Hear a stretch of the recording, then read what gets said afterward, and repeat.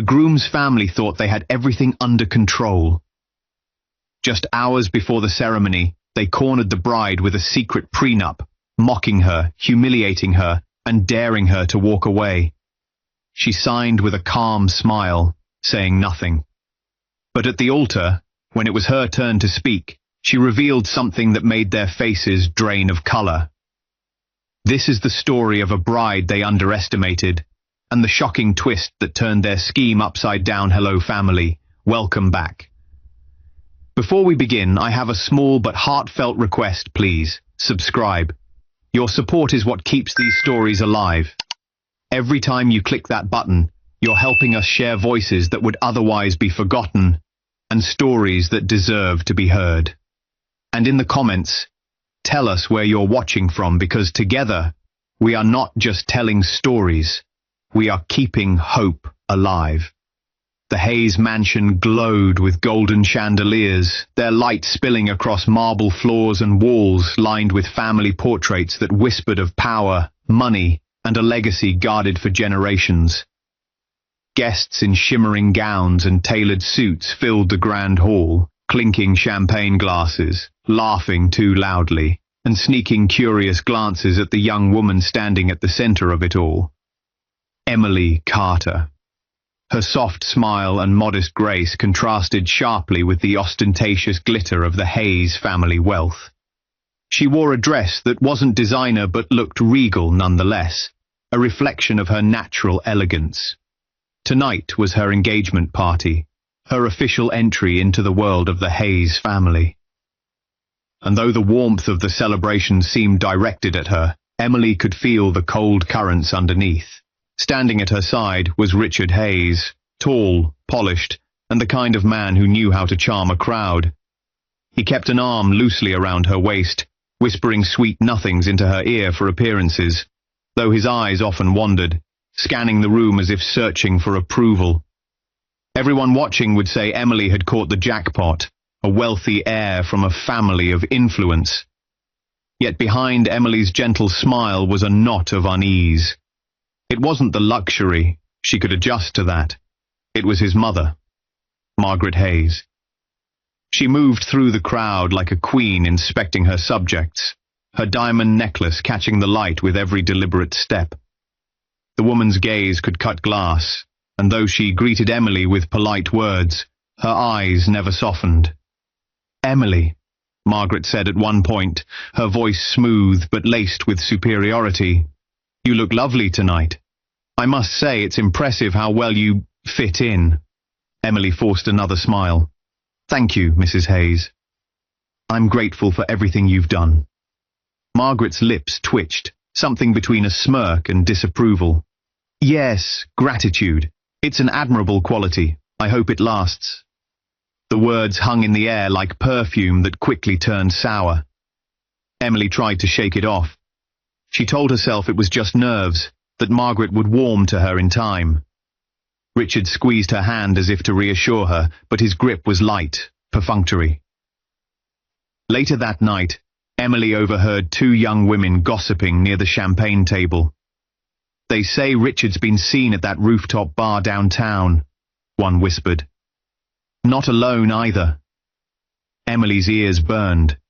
She froze in place, pretending to look at the flower arrangements while their words stabbed into her. "Probably just rumors," the other girl laughed. "But still, imagine." Emily swallowed hard. She knew Richard worked late, that he had social obligations. He was a man of standing. He couldn't be home every night. But still, the doubts crept in. She shook them off. "No. Richard loves me. I know he does." But the seed had been planted. As the evening drew to a close, Emily slipped out into the garden for some air. The party buzz faded behind her, replaced by the whisper of fountains and the rustle of leaves in the night breeze. She breathed deeply, trying to calm the unease in her chest. That was when she heard voices, low, urgent, coming from the terrace above. Margaret's voice, sharp and commanding. "Richard, you cannot ignore this. She is not from our world. She doesn't understand what it takes to protect this family, this legacy. Do you want to throw everything away because of a pretty face? Emily froze. Her heart pounded as she recognized Richard's hesitant voice. Mother, please. I love her. Emily isn't. Don't be foolish, Margaret snapped. Love fades. Money, power, reputation, those are permanent. Mark my words, she's after the comfort, the security. These girls always are. She'll smile sweetly while draining you dry. Emily's eyes burned with tears. Each word was a blade, but what cut deeper was Richard's silence after Margaret's accusations. He didn't defend her. Not truly. Mother, I think she cares for me, he muttered weakly. That's not enough, Margaret hissed. If she truly loves you, she'll sign. And if she refuses, you'll know exactly what she was after all along. Emily's knees trembled. She gripped the garden wall to keep from collapsing. They were talking about her, about marriage, about testing her. Her chest ached. She wanted Richard to shout back, to declare that he trusted her, that he didn't need tests or contracts. But his silence told her everything. Emily slipped away before they noticed her. She returned to the glowing party, her face calm, her smile practiced. No one saw the storm in her heart. Claire found her near the dessert table, balancing 2 slices of cake. There you are. I thought you ran away. Emily forced a laugh. Just needed some air. Claire studied her. Best friends knew things without needing words. You're pale. Did something happen? Emily shook her head quickly. Nothing. Just tired, that's all. But Claire wasn't convinced. She handed Emily a slice of cake, lowering her voice. Don't let them get to you. You're stronger than they know. Emily wanted to believe that. She wanted to believe Richard loved her enough to fight for her, to protect her from his mother's cruelty. But deep inside, she felt the crack widening. The night ended with applause and champagne toasts. Richard kissed her cheek, smiling for the cameras, while Margaret and Thomas Hayes stood proudly behind them like puppeteers pulling invisible strings. Emily smiled too, but her thoughts whispered otherwise. This is supposed to be the happiest moment of my life. So why does it feel like a warning? The weeks following the engagement were a blur of preparations. Wedding plans, endless fittings, interviews with magazines eager to showcase the society wedding of the year.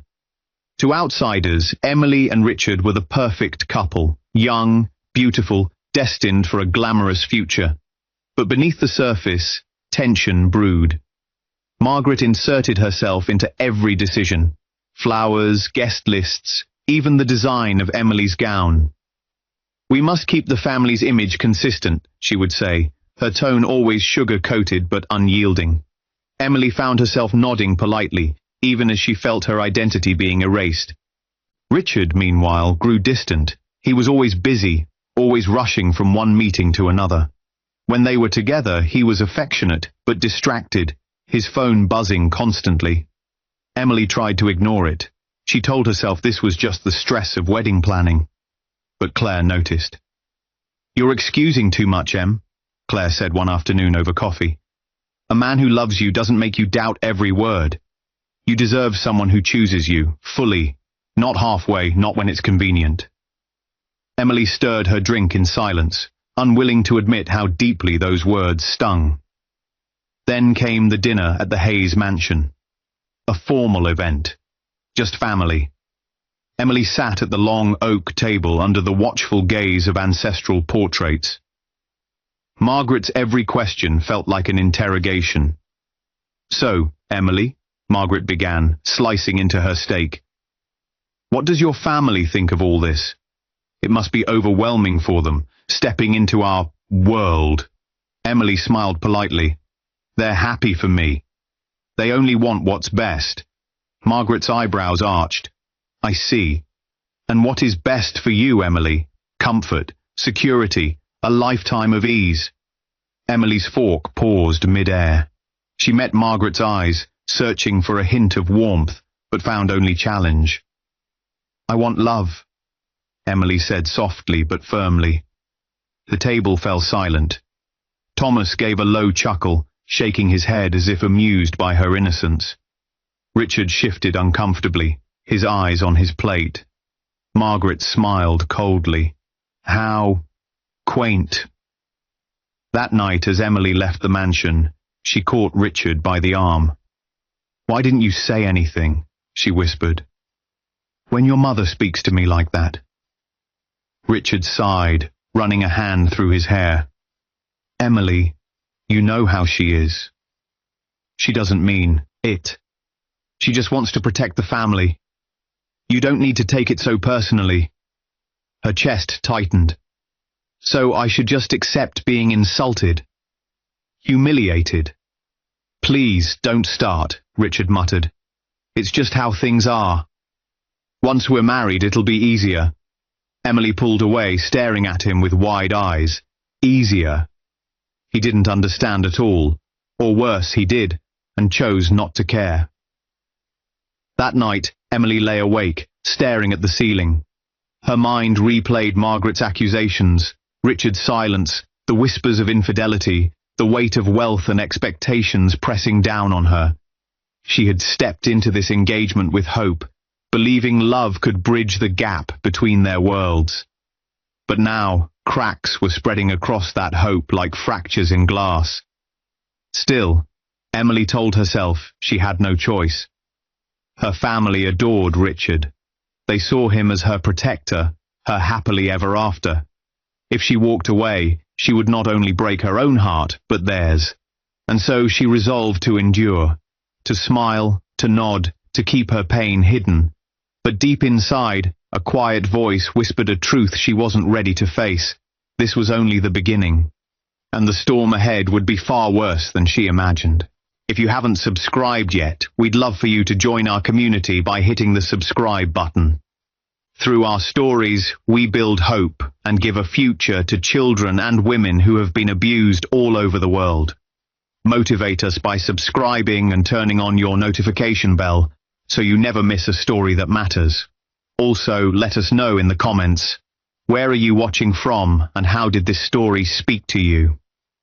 The morning of Emily's wedding dawned in soft sunlight, painting the sky in shades of rose and gold. For a moment, she allowed herself to believe it was a sign, a blessing, a promise that love would carry her through the storm of doubts.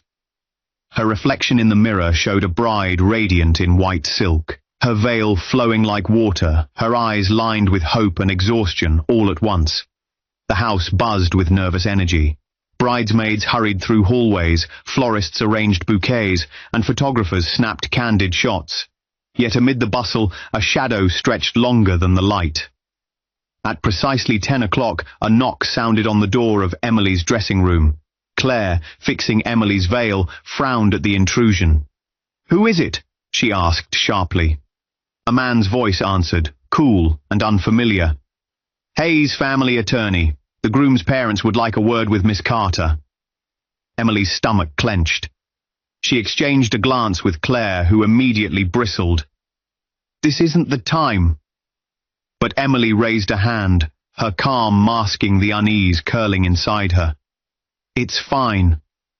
I'll go." Claire's protest died on her lips. She knew better than to push when Emily wore that serene mask, the one that hid storms beneath. Emily followed the attorney down hushed corridors until they stopped outside a private room at the far end of the hall. The door opened to reveal Margaret Hayes, sitting regally at a mahogany table, Thomas beside her, his expression unreadable. Richard stood a step back, avoiding her eyes, hands clasped tightly as though bound. On the table lay a stack of papers. Margaret's smile was razor-thin. "Emily, darling. Come in. We have just a small formality before the ceremony." Emily's heart thudded. The air was colder here, heavy with unspoken judgment. She sat, slowly, her gown whispering against the polished floor. Margaret slid the papers toward her. "A prenuptial agreement. Nothing unusual, really. simply to ensure that, should this union dissolve, the Hayes estate remains untouched. Emily blinked, stunned. A prenup? Now? Hours before. Don't act so surprised, Margaret cut in, her tone sharp. Surely you didn't think we would hand over generations of wealth to someone of modest means without safeguards. Her words dripped with disdain. Someone of modest means. Emily's cheeks flushed. She glanced at Richard, praying he would intervene, speak, defend her. But he kept his gaze fixed on the floor, jaw tight. Margaret leaned forward, her eyes gleaming. This is not personal, dear. It's simply business. If you truly love Richard, you'll sign. If not...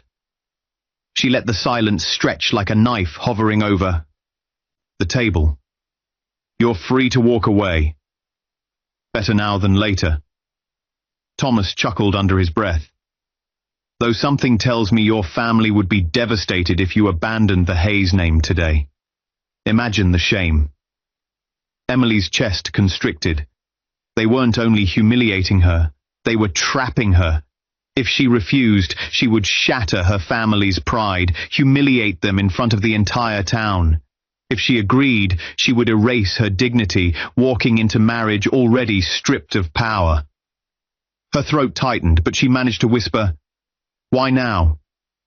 Why not weeks ago?" Margaret's smile sharpened. Because, my dear, timing is everything. A woman shows her true colors when pressed. Consider this. Your final test. The lawyer slid a pen across the table. Just sign here. Emily's hand trembled as she picked up the pen. Her mind screamed, don't do this. Walk away, prove them wrong. But her heart was heavier than her will. She thought of her mother, her siblings, the pride shining in their eyes when they spoke of the wedding. How could she be the reason their joy turned to scandal? She looked once more at Richard. His silence pierced deeper than his parents' cruelty. His eyes flickered briefly to hers, then dropped. He wouldn't fight for her. He wouldn't risk their wrath. Emily swallowed her pain, pressing it down into a quiet place inside her where no one could see.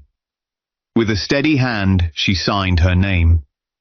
The scratch of the pen across paper sounded louder than the ringing of church bells. Margaret's eyes glinted with triumph. There now. That wasn't so difficult, was it? Thomas smirked. I told you she'd do it.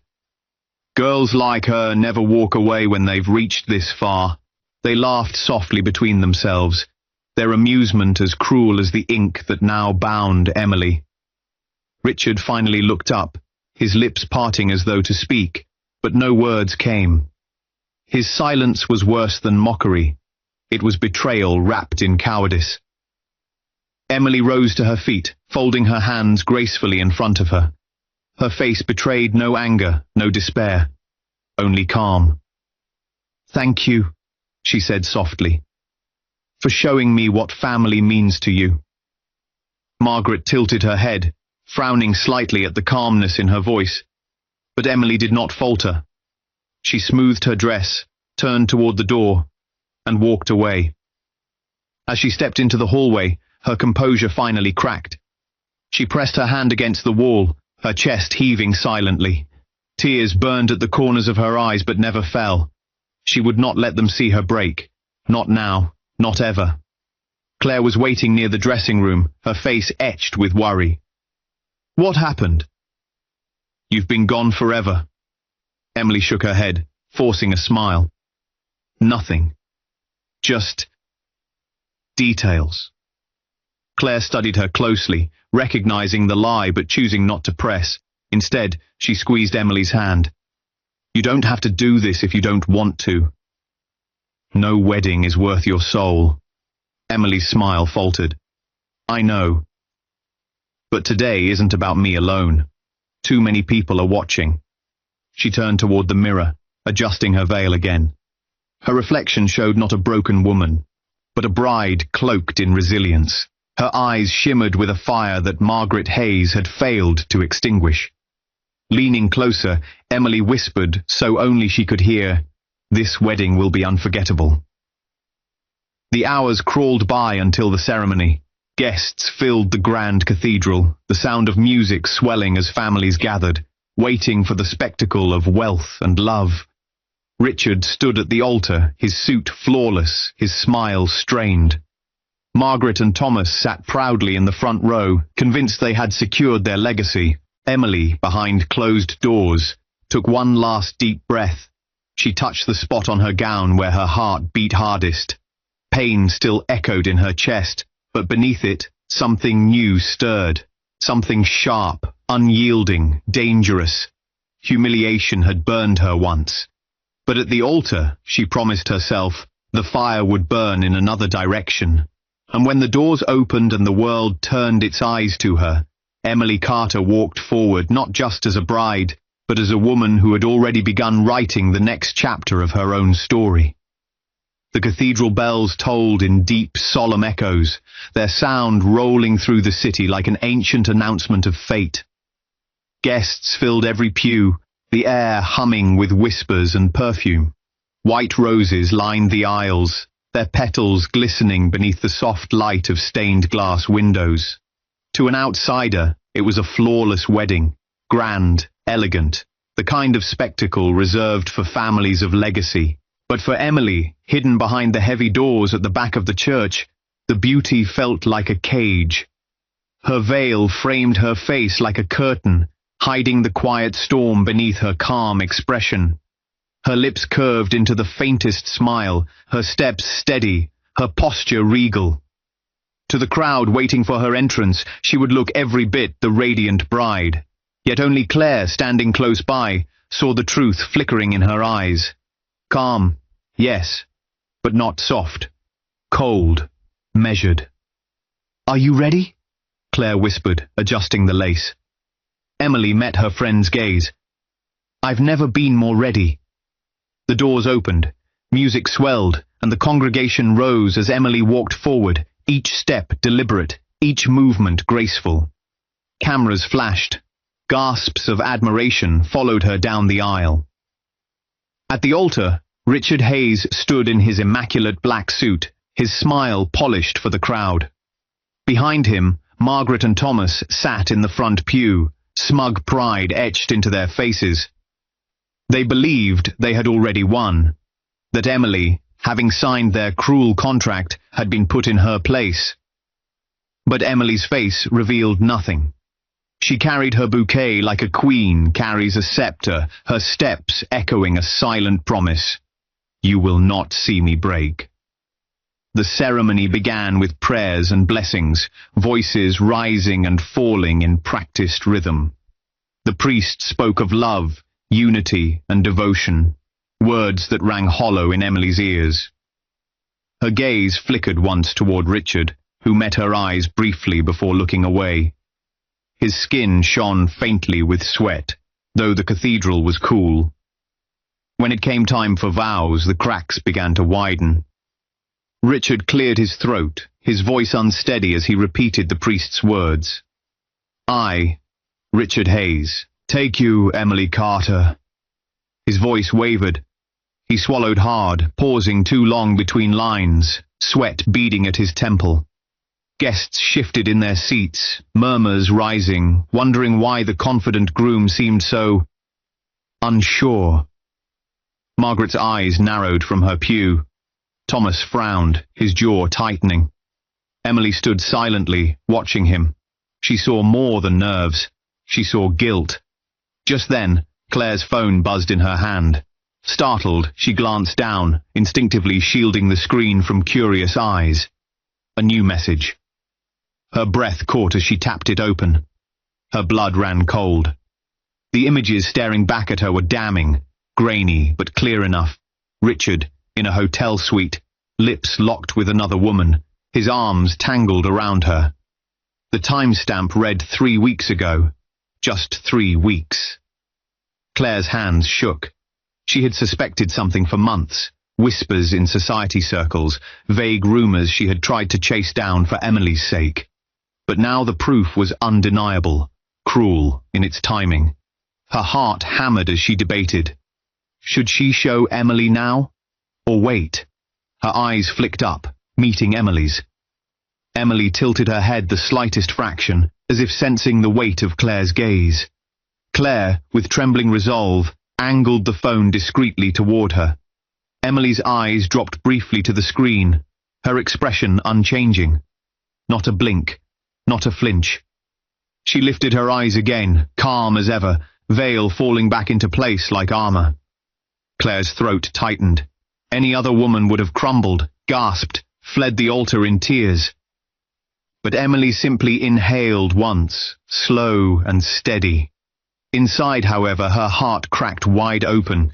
It wasn't only Richard's cowardice in that private room with the prenup. It wasn't only his silence when his mother humiliated her. It was this, the final knife. The man she was about to bind her life to had betrayed her not just with weakness, but with infidelity. The perfect groom, the polished fiancé, the man of honor, exposed in a single photo as nothing more than a liar. Her suffering deepened, but no one in the pews could see it. To them, she was still the serene bride, poised beneath her veil, waiting to speak her vows. The priest turned to her at last. "Emily Carter," he said gently, his voice filling the hushed cathedral. "Do you take Richard Hayes to be your husband, to have and to hold, in sickness and in health, for richer or poorer, until death do you part?" The congregation leaned forward, expectant.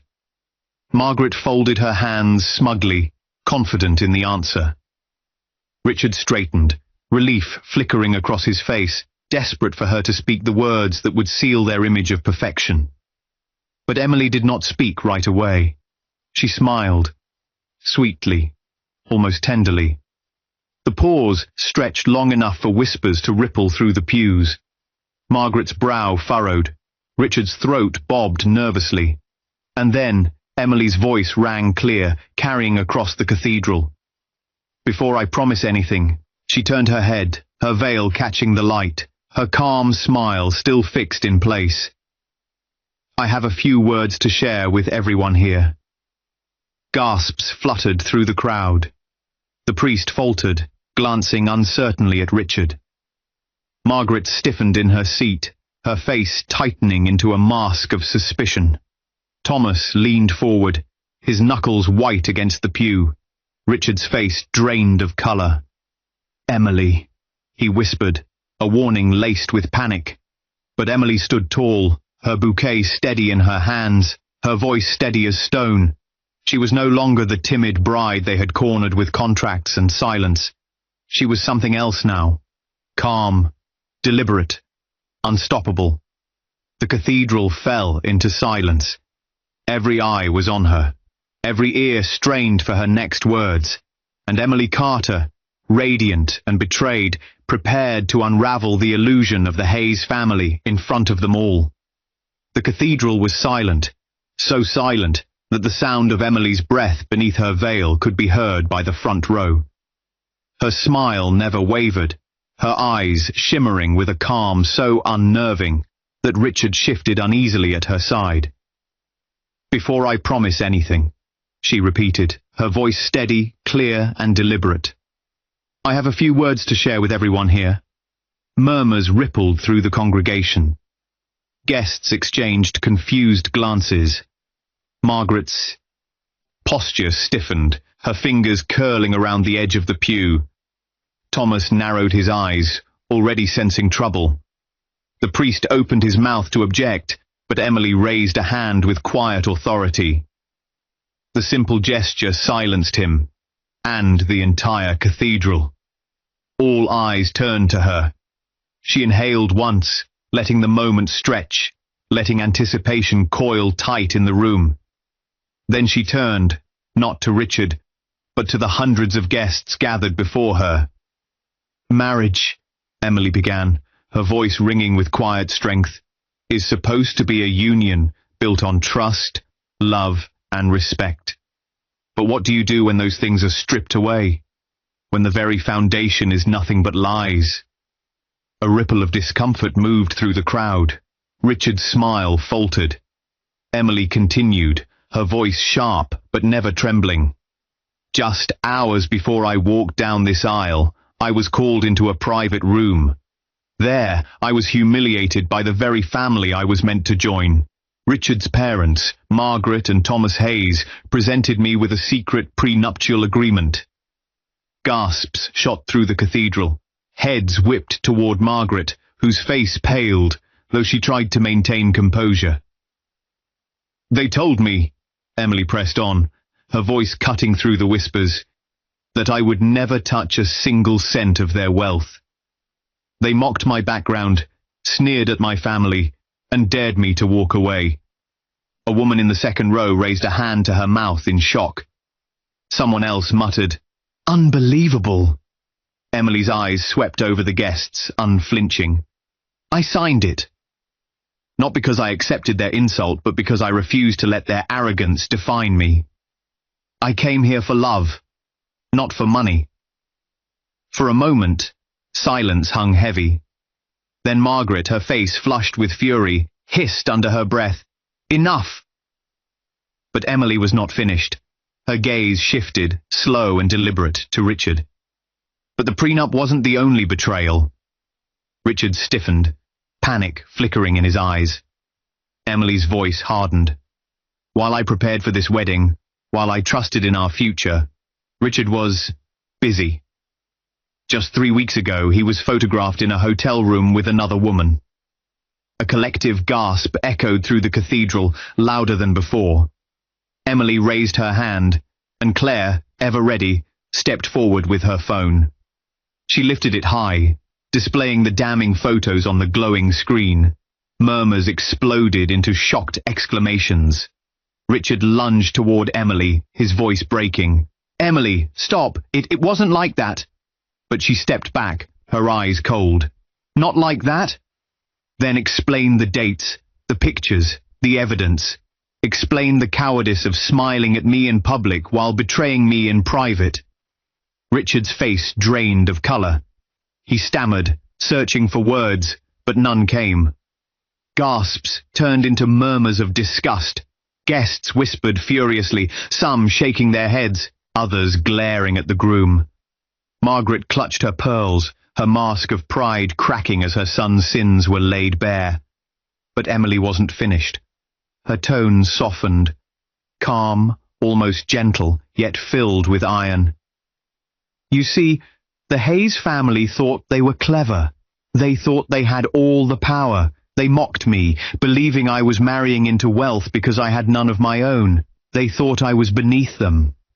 Margaret's eyes widened, a flicker of dread breaking through her anger.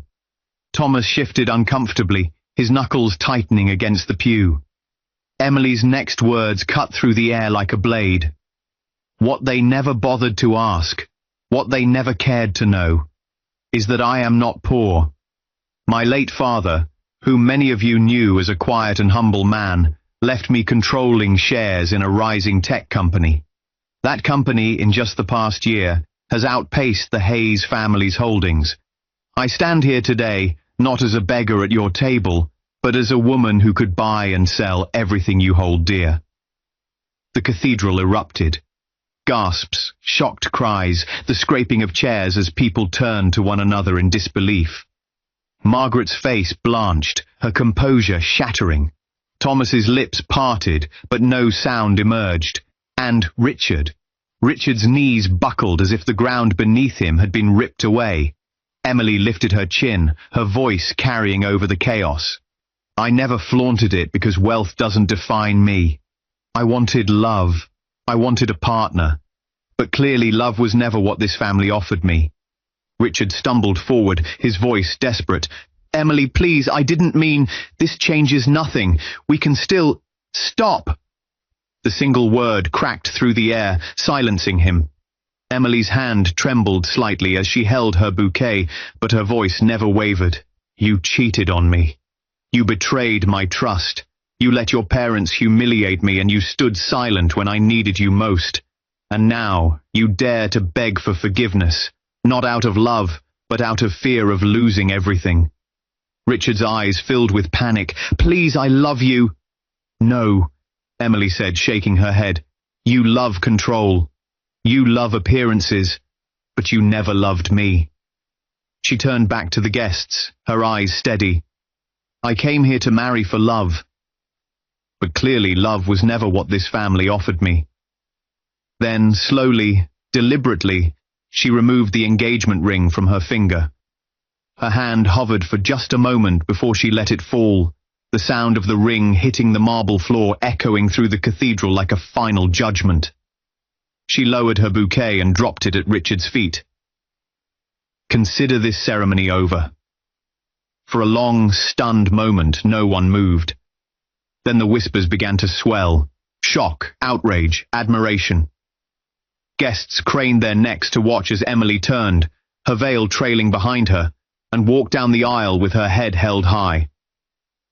Richard reached out, but she didn't look back. Margaret collapsed into her seat, pale and trembling.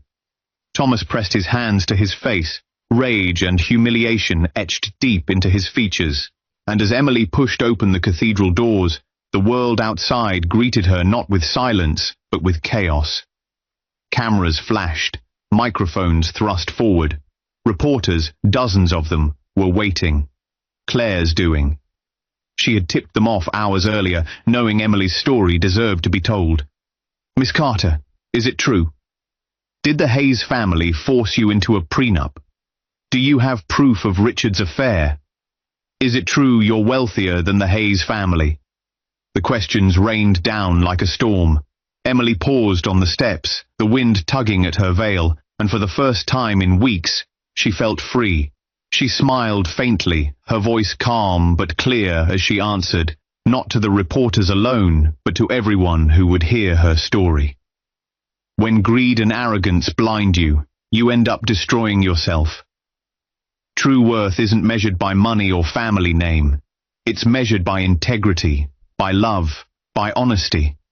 And those who forget that, lose everything.